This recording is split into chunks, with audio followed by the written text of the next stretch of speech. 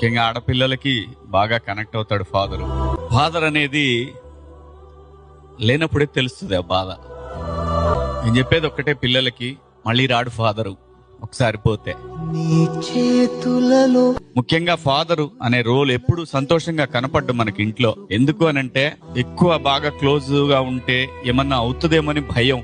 దూరం అవుతారనో, లేదంటే ఒకవేళ దూరం అయితే వీళ్ళు తట్టుకోగలరా అనే దాంతో చాలా సందర్భాల్లో ఉన్న ప్రేమని అంచుకుంటాడు ఫాదరు. నేను కూడా ఒకడిని అందులో. భార్యతో పిల్లలు బాగా క్లోజ్ గా ఉంటారు, తల్లితో.